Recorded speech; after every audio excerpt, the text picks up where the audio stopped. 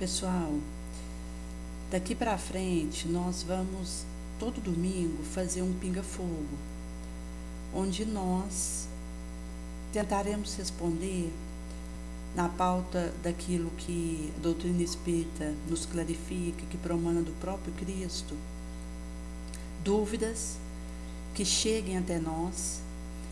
E vamos fazer assim num sistema mesmo, a gente vai colocando aqui a pergunta e vamos fazendo uma reflexão sobre ela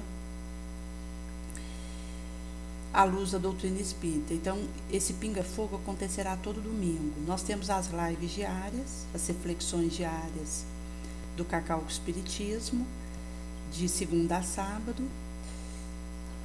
E no domingo teremos o pinga-fogo.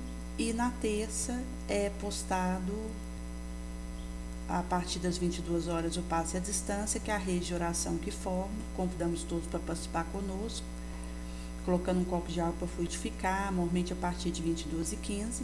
E 22h30 é a postagem do Passe à Distância. E para esse pinga-fogo de hoje, nós vamos trazer algumas questões. Vamos iniciar com uma pergunta que uma mãe houvera feito acerca da suicídio de um filho seu que tinha em torno de 10 anos. E essa criança, ela estava se preparando para ir para o judô. O pai ia levá-lo e ele falou que ia ao banheiro rápido para colocar a roupa do judô e o pai aguardara. Quando esse pai percebeu que estava demorando muito para abrir essa porta, ele foi até o banheiro que o filho estava, arrombou a porta e encontrou a criança enforcada. Ele tinha usado a própria faixa de judô para se enforcar junto ao chuveiro.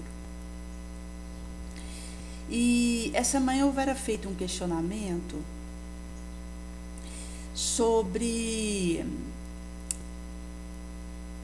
por que ela não percebeu sinais desse filho que estava para chegar nesse ponto à situação.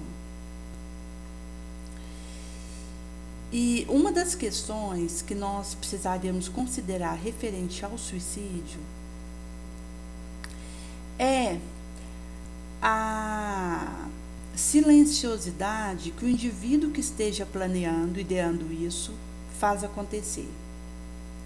Porque aquele que de fato está arquitetando tirar a própria vida, ele não vai comentar isso com alguém, porque ele sabe que se ele falar, esse alguém vai, por amá-lo, por se preocupar com ele, interferir na sua decisão e pode, inclusive, ter alguma ação compulsória para o tratamento desse indivíduo, porque vai vê-lo como alguém que está doente, enlouquecido. Essa seria uma questão. Daí que quando um indivíduo, seja criança ou adolescente, que hoje a gente sabe que está cada vez mais baixa a idade, onde estão acontecendo ideações suicidas e suicídio de fato, inclusive entre crianças, isso tem acontecido e aumentado. E, em sendo assim, aquele que esteja arquitetando isso, ele faz isso de forma na calada da noite, mesmo porque, pelo fato de haver um assédio obsessivo que sempre vai acompanhar essas situações de planeamento autoextermínico,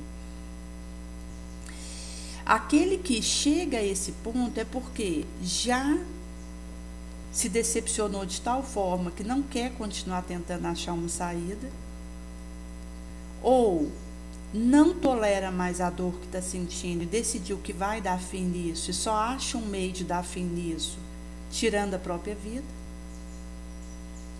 Ou ele já tentou procurar ajuda em algum lugar e não obtivera um retorno que atendesse a sua necessidade. Em sendo assim, a questão que nós precisamos trazer em mente quando alguém chega nesse ponto é o que eu posso fazer na direção do outro enquanto prevenção, sabendo que nós estamos numa sociedade em que pessoas ideiam suicídio, planejam isso e realizam. Porque se eu sei que eu estou num ambiente em que isso acontece com pessoas, essa pessoa pode ser aquela que passou por mim naquele dia. E talvez uma palavra que eu dei, uma mão que eu estendi, a melhor vibração que eu consegui deixar, seja o suficiente para esse alguém rever a sua conduta e voltar atrás. Recentemente nós tivemos um caso aqui em Araxá de um rapaz com 32 anos de idade. Ele trabalhava ali com transporte de carga e também fazia reparos em domicílio. E num certo dia ele acorda, deixa uma carta e vai para o trabalho normalmente, não comenta com ninguém o que ele já houvera planejado. Quando ele chega no serviço, ele alega não estar se sentindo muito bem e pede para a superiora o liberar, que ele ia para o médico fazer alguns exames. E ela libera ele, ele sai, vai para casa e se enforca. 32 anos. E mostra que, às vezes, quando a pessoa, ela de fato já ouve essa atitude, tem a ver com uma resolução que ela já tinha tomado e que vai ter interferência obsessora e, ao mesmo tempo, o alinhamento, a tentativa de tornar insuportável para ela o que ela está vivendo, para que ela saia pela porta do autoextermínio. Vamos agora para uma segunda pergunta referente a uma moça que era muito ligada à mãe e isso tinha a ver com ela se sentir como que mãe dessa mãe, porque elas tiveram ali, quando essa filha, que é a mais velha, ainda era criança, o problema do alcoolismo dessa mãe, e por várias vezes essa filha, ainda criança, precisou auxiliar e fazer às vezes da casa, tomando a frente ali do que é fazer doméstico, e inclusive auxiliando os outros irmãos e tentando dar suporte para essa mãe de alguma forma, que estava ali às vezes caída num sofá, vomitado ali na cozinha da casa pela embriaguez, ou saído de casa e não voltava. E ela dizia que ela se sentia de alguma forma responsável por essa mãe e que aquilo estava se tornando uma situação insuportável para ela, mesmo agora que ela já estava grande, porque ela temia não ter conseguido ajudar essa mãe como ela precisava e precisar voltar como filha dela novamente. Nesse recorte propriamente dito,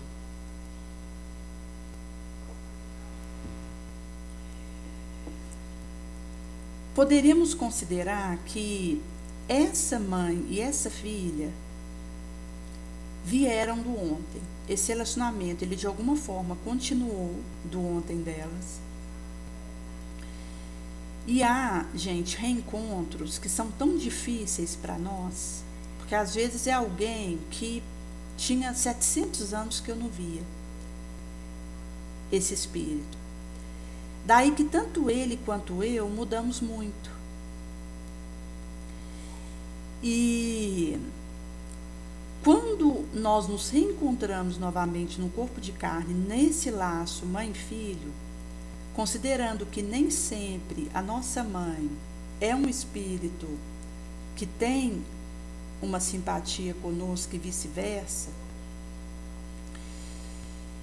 e que nós fomos ali arregimentados para estarmos tão próximos, de fato, aquele que tem mais condição, que tem mais amor no coração, é o que vai se apressar para ajudar o outro. Não importa a circunstância em que eles estejam e até o malefício que aparentemente esteja vindo desse outro. Então, para essa filha com essa mãe, ela ainda criança, e perceber que a conduta da mãe prejudicava ela e os irmãos, deixava às vezes de comprar um pão porque gastava com uma bebida. Ela precisava cuidar de uma situação ali que acontecia em casa de uma limpeza por causa das consequências do vício para essa mãe.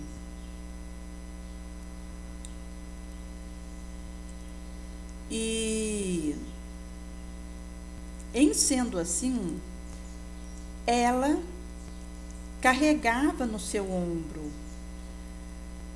a dificuldade de ter uma mãe alcoólica ali naquele ambiente. Mesmo assim, ela, com uma capacidade de amar importante, tomou a frente de cuidar dessa mãe, de auxiliá-la naquilo que fosse possível, em meio a que ele quer fazer, e acabou por ser um baluarte ali para aquela família, para tantos quantos estivessem ali, minorando o sofrimento de cada qual. E aí nós poderíamos imaginar que você, filha, que está nessa situação, pode então fazer ainda mais por essa mãe. Pode ir até o templo religioso da sua predileção, onde você se sinta bem, e rezar pela sua mãe ali, levar ela para esse local para ela desenvolver a espiritualidade, fortalecer a intimidade dela com Jesus, providenciar um psicólogo para essa mãe, um psiquiatra, um tratamento como Alcoólicos Anônimos, tratamento de terapia que é oferecido. Daí que, se você se encontra numa situação desse tipo, seja com uma mãe alcoólatra, um pai, um irmão, um filho, um sobrinho, enfim, quem esteja ali próximo de você e viva isso, e aqui nós podemos considerar, gente, a nossa família universal, porque a nossa família não é só aquele da consanguinidade, mas aquele colega de trabalho, aquela pessoa que eu conheço no supermercado, aquele vizinho. Nós somos uma família universal e precisamos, com o amor no nosso coração, fazer o melhor que nós podemos alcançar na direção desse outro. Então, você vê alguém nessa situação, ainda mais tão próximo como uma mãe, mas mesmo que fosse um desconhecido na rua, que está ali estirado no chão, vá ao encontro. Dê o seu melhor para auxiliar aquele espírito.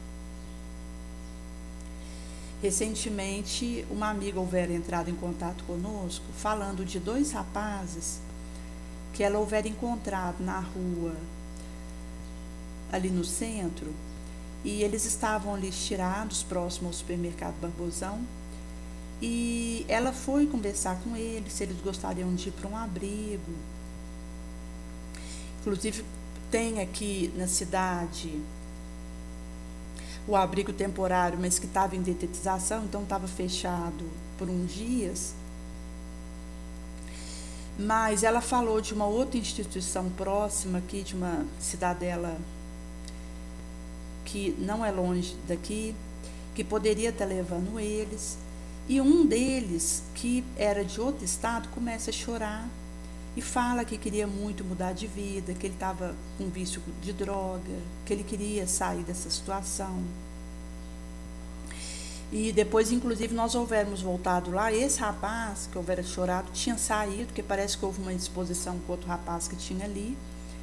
Deixamos ali um Evangelho segundo o Espiritismo, éramos convidados eles para participar do nosso grupo do Passe à Distância, no WhatsApp, um deles que estava ali, para nos ajudar na rede de oração, que a espiritualidade ela é a base nesse processo, mas o que eu posso fazer e além de dar o básico, de dar o necessário, de dar do meu essencial, no sentido de deixar o melhor com o outro.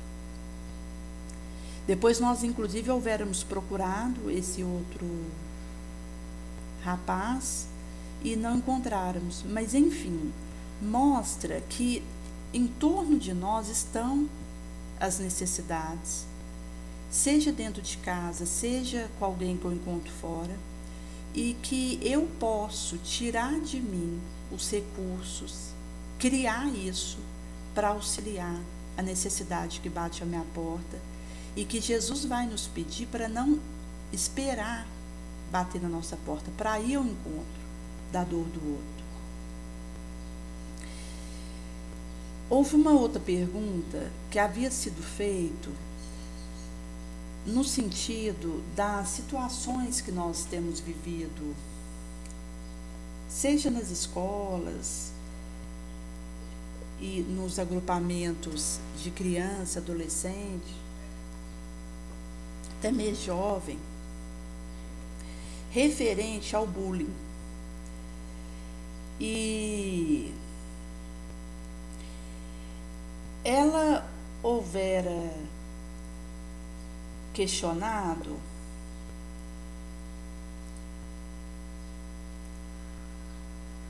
se essa situação ela estava aumentando e que ela houvera presenciado uma situação semelhante ali com uma colega de escola,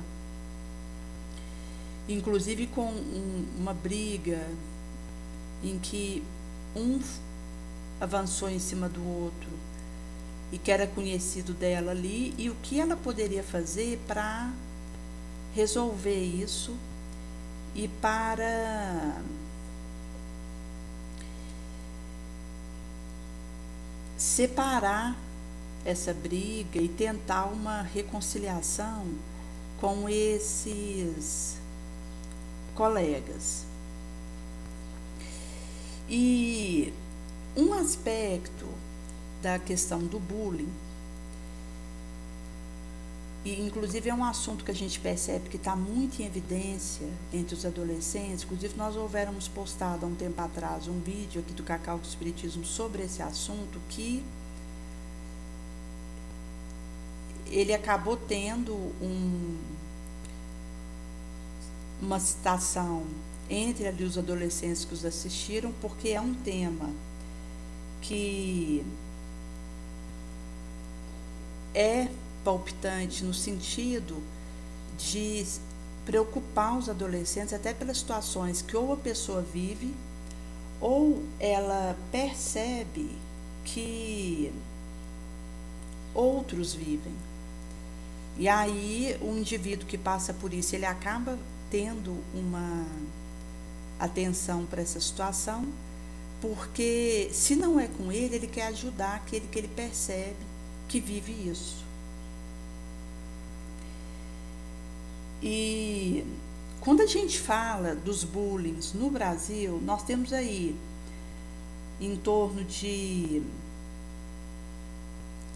4 em cada 10 estudantes são vítimas de bullying na escola. Cerca de 38% das escolas brasileiras enfrentam problemas do bullying. E aqui nós estamos falando, gente, daquilo que é notificado, porque a gente sabe que existe a subnotificação, onde aquilo acontece, mas não é falado, e aquela questão não é tratada, ou não coloca ali no registro daquela escola aquilo.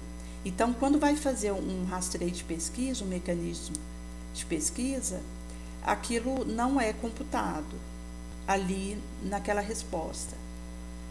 Mas para aquilo que foi trago, existe aí essa porcentagem e em torno de 121 mil casos de bullying registrados no Brasil, com uma média superior a mais de 10 mil por mês.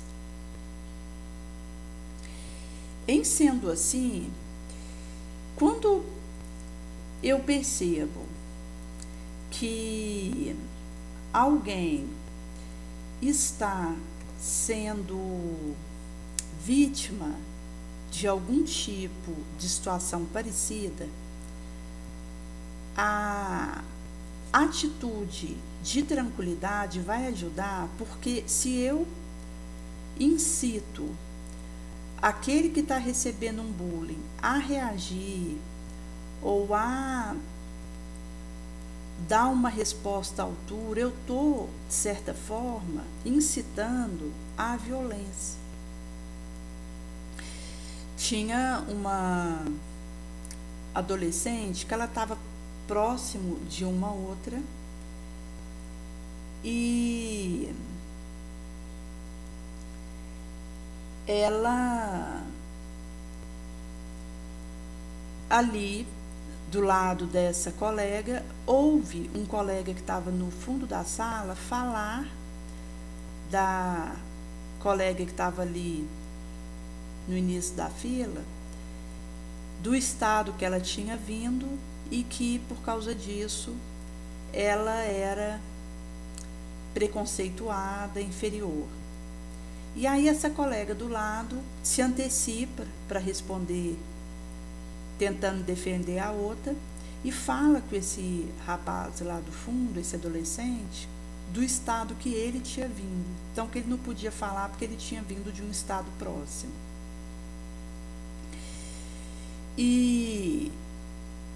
Ou seja, quando eu vejo alguém receber algum tipo de agressão, se eu me antecipo para iniciar um duelo verbal, uma justificativa, acaba que eu vou estar estimulando esse que recebeu essa agressão a agredir. Porque uma coisa é eu defender a imagem de alguém e não expor esse alguém e, se for preciso, justificá-la, explicar algo que aconteceu, se ela tiver com o nome envolvido em alguma calúnia, em alguma maledicência. Isso é uma coisa. Agora, outra coisa é eu, quando acontece uma situação dessa, estimular esse outro a partir para agressão, a se autodefender. Porque aí, em vez de eu criar uma ambientação necessária para tranquilizar o ambiente, eu vou estimular a briga. E isso acaba que vai desembocar em uma indisposição e pode levar, inclusive, a um duelo físico. E muitas vezes, quando dois adolescentes eles começam um duelo verbal e tem outros em volta que fica atiçando para que cada qual se defenda diante do outro, é o que faz desembocar no duelo físico. Porque aí vira a briga física e fica mais difícil apartar. Ainda é possível, mas fica mais difícil. Inclusive, quando acontece assim de ter brigas que envolve a agressão física, quem está perto fica com receio de entrar, a não ser que tenha força física suficiente para separar e sair machucado. Teve uma vez que um professor tinha comentado que na escola que ele estava, 2 alunos começaram a brigar ali no recreio. Uma situação ali, corriqueira, do horário do lanche, em que um esbarrou no outro, encarou, e aí já criou aquela indisposição e começaram a rolar no chão. E, inclusive, um pegou o fone de ouvido tentando enforcar o outro. Inclusive, assim, machucou o olho, já estava sangrando. E 2 professores foram ali para tentar apartar, separar. E ao chegarem ali, juntou os 2 e ainda chegou mais 2 para poder ter força suficiente para fazer parar. E nesse caso é porque tinha ali alguém mais forte e tinha mais pessoas para poder junto separar. Mas se eu estou num ambiente em que eu fico atiçando o outro a se defender diante de uma situação, estimulando ele a brigar, vai acontecer que se aquilo virar briga física, é provável que vire, no meio desse atiçamento, pode ser que não tenha alguém com força suficiente para separar. E aí o que acontecer de machucado com os envolvidos, eu vou ser partícipe disso. Por isso que nós temos que ter muito cuidado e levantarmos sempre a bandeira do perdão, da paciência, da tolerância, onde alguém pode falar tal coisa e eu deixo. Porque isso vai ter o peso que eu der. Se eu não dou importância para aquilo, aquilo simplesmente vai esmair, desaparecer. E mesmo que tenha repetição, porque geralmente quando existe processos assim, a gente sabe que sempre pode ter obsessão junto, porque você começa a agredir alguém com palavras sozinho, mas você acaba acompanhado com espíritos do mesmo naipe, mesmo que a gente saiba que tenha uma ação obsessora para tentar fazer alguém desequilibrar com aquilo que o outro está falando na direção dela, e em sendo assim, isso vai se repetir então, que é para tentar fazer esse outro sair do prumo, desequilibrar, perder paciência. Se esse que está sendo vítima dessas situações permanece ignorando e dando perdão, uma hora o obsessor cansa e se afasta. Pode até ser que aquilo ainda dure um tempo, porque fica insistindo, mas uma hora ele cansa, porque vê que não consegue tirar o outro do seu equilíbrio. Por isso aqui, gente, volta novamente a questão da prece, de rezar por aquele que nos calunia, de dar o perdão. Teve uma outra pergunta referente a, inclusive foi uma questão que foi colocada aqui no Cacau, num comentário que houvera sido feito, e nós vamos trazer aqui a pergunta que esse rapaz fez referente ao canibalismo. Então ele perguntava sobre a questão dessa prática e como que isso tinha tido seu desenrolar ao longo do tempo. Inicialmente, para nós compreendermos a questão do canibalismo, vai ser importante ver como uma relação ecológica interespecífica. O que isso quer dizer? Quando acontece entre dois indivíduos da mesma espécie. Daí, quando eu tenho dois indivíduos que são da mesma espécie, e isso se caracteriza por reprodução que produz descendente fértil e viável, e essa prática acontece entre esses dois indivíduos, em que um se alimenta do outro, aí está o canibalismo. Se nós pegarmos ele isolado, é algo relativamente raro, mas em todos os grupos animais, ele é bem disseminado e comum. E se pegarmos aí 1.300 espécies, pelo menos, ele vai ser registrado. Quando que ocorre o canibalismo? Ele pode acontecer por estresse ambiental, por necessidade ou por gosto, pelo sabor.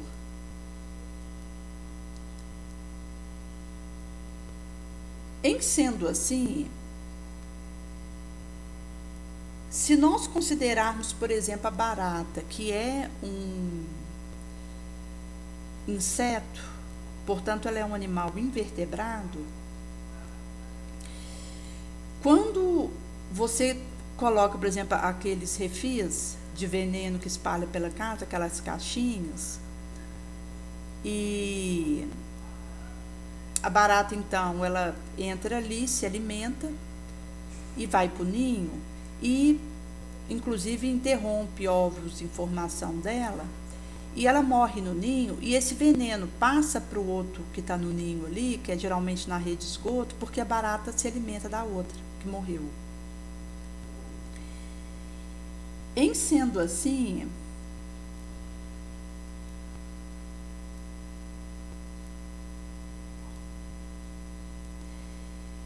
existe aí um caso dentre essas 1.300 espécies em que acontece canibalismo, mas quando a gente fala de seres humanos, ela pode sim ser praticada, e nesse caso é chamado de antropofagia. Agora, quando a gente fala da antropofagia propriamente dito, vai diferir do canibalismo por seu consumo da carne humana, mas num contexto religioso e ritual. Então, quando a gente fala, por exemplo, do Brasil, os casos principais de antropofagia foram acontecidos pelos tupinambás, que são povos indígenas que estiveram habitando o litoral brasileiro no século XVI. Daí que vai estar envolvido, às vezes, algum ritual, alguma questão até de uma prática religiosa, em que você vai se alimentar da carne de outro humano. E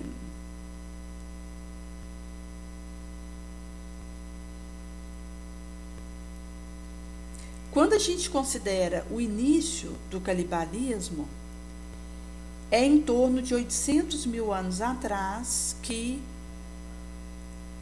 isso tenha sido iniciado.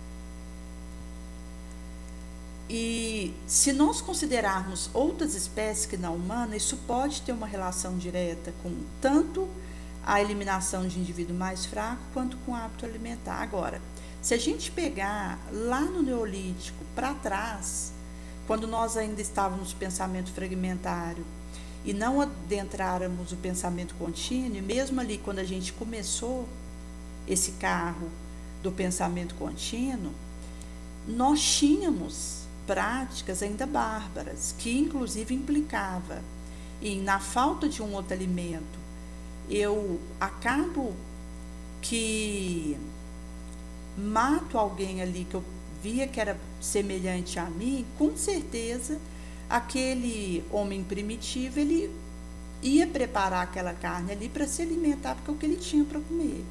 Daí que não era um interesse do canibalismo pelo canibalismo, mas o que ele tinha. Se nós considerarmos que nós estivemos em períodos em que a gente não conhecia plantar, nós migrávamos de um local para outro. Então a gente ia de tempo em tempo, estava num local diferente. E aí a gente caçava, pescava. E nesse tipo de vida, muitas vezes vai acontecer de não ter uma lebre para poder ser caçada, um lobo, um hipopótamo, o que aquele homem visse que está ali e tivesse descoberto um mecanismo de matar aquele animal para ter o que comer. Porque naturalmente que até aquilo que era caçado tinha que estar consoante com a capacidade desse homem primitivo, em termos de ferramental, de matar aquele ser para poder se alimentar dele. Daí que, se não tinha uma opção no meio que ele estava e só tinha um outro homem primitivo que ele divisava e conseguia matar, de alguma forma ali que ele usava, seja com uma pedra, seja com um pau,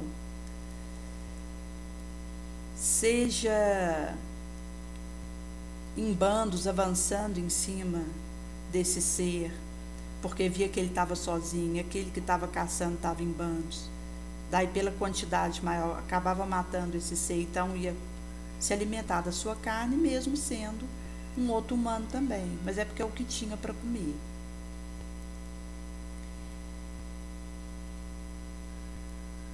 E existem, inclusive, entre humanos, casos registrados que teve uma motivação por uma emergência imposta ligado à sobrevivência. E também caso referente a crime, em que um indivíduo mata o outro e depois come a sua carne, ou até mesmo para eliminar aquele registro do crime. Às vezes mata e come a carne por um transtorno mental mesmo, ou ele pode matar e depois comer aquela carne daquele que foi morto para tentar desfazer de vestígio. E aí poderiam existir algumas hipóteses ligadas a isso. Mas, naturalmente que quando alguém tem uma atitude assim, ela já está com uma alteração, porque nós não estamos falando mais do homem primitivo, que às vezes só tinha aquela carne para poder comer de outro humano, mas nós estamos falando de um ser que agora está aqui no pensamento contínuo, que já desenvolveu inteligência, mas que tem um transtorno importante. E lá atrás, se nós considerarmos esse homem bárbaro, que às vezes só tinha essa opção para se alimentar, talvez nós nem poderíamos configurar como um crime per si, porque aí seria uma questão meio de sobrevivência, como ele caçava um gato, como ele caçava um cachorro, como ele caçava uma tartaruga, enfim, aquilo que ele procurasse ali, porque talvez era o que aparecia diante dele, em termos do que ele conhecia ou que ele via andando na sua frente, é o que tinha para comer. Em sendo assim, ele não era responsabilizado aquilo como um crime, porque na verdade ele estava ainda num estágio em que, se ele não comesse, ele morria. Talvez ele ainda não tinha o desenvolvimento do senso moral para deixar o outro viver e ele morrer de fome. Porque isso também foi sendo adquirido com o tempo, a questão da moralidade. Inclusive, se nós considerarmos que nós desenvolvemos a inteligência primeiro, é depois que a gente foi correndo atrás da moral. Porque ao desenvolver a inteligência, aumenta a nossa responsabilidade, aumenta nosso livre-arbítrio, e a moralidade ficou para trás. E aí a gente percebendo nossa moral pífia, sombria, a gente foi correndo atrás para poder avançar em moralidade também.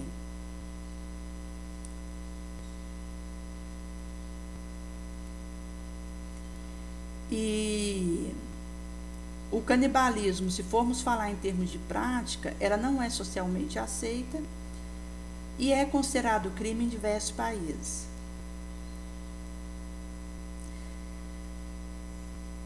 Alguns casos de canibalismo foram identificados em algumas partes do planeta, como Nova Zelândia, Ilha Salomão, Papua Nova Guiné, Fiji, no Brasil mesmo, Libéria, México, Índia, República Democrática do Congo.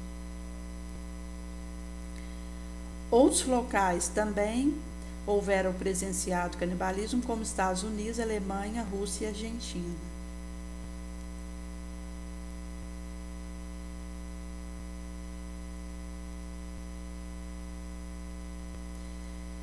E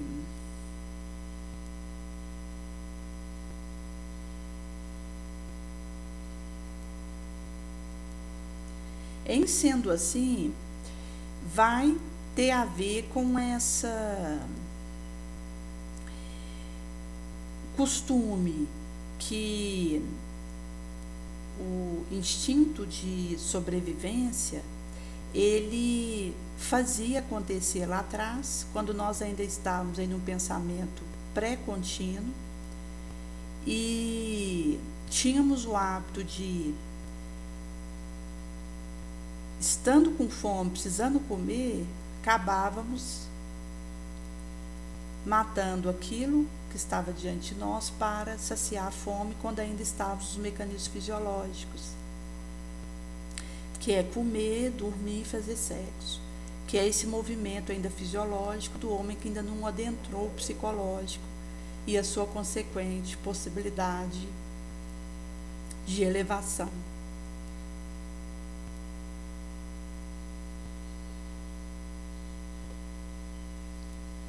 E em sendo assim,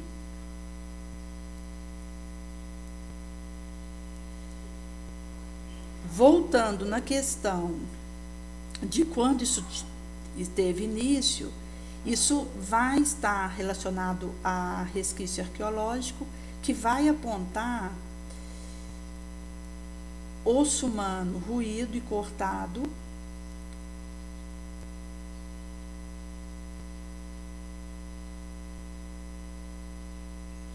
e se nós considerarmos que aquele homem paleolítico, ele ainda não tinha uma produção de alimento contínua, no sentido de saber preparar uma gleba de terra e jogar semente e pôr água e adubar para que viesse a ter a colheita.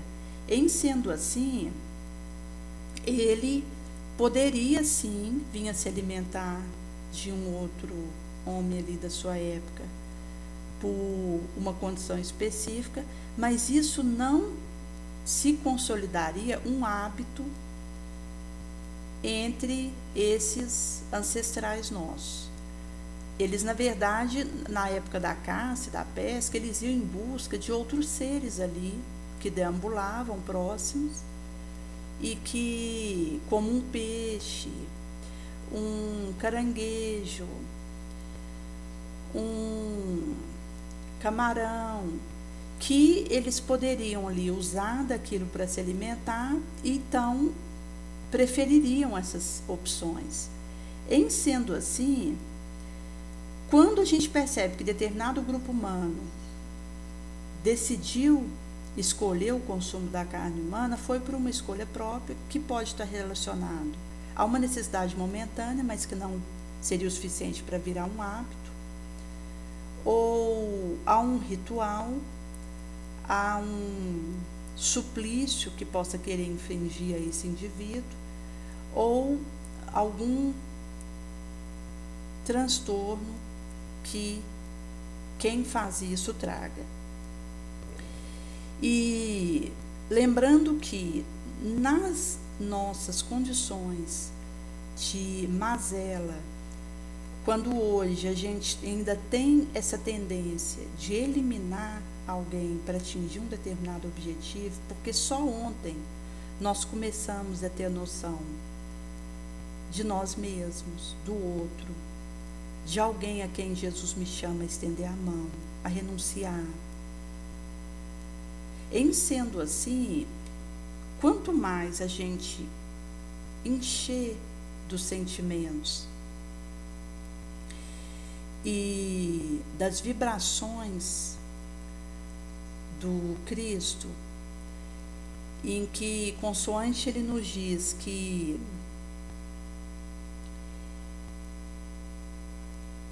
aquele que o segue para renunciar a si mesmo, tomar sua cruz e segui-lo, mas nós vamos tendo a condição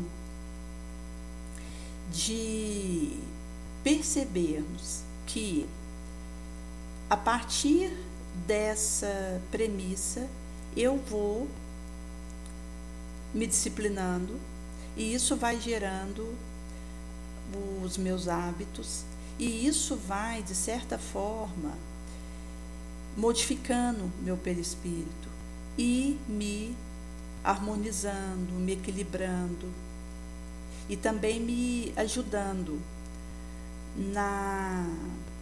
naquilo que desejo, penso, falo e faço.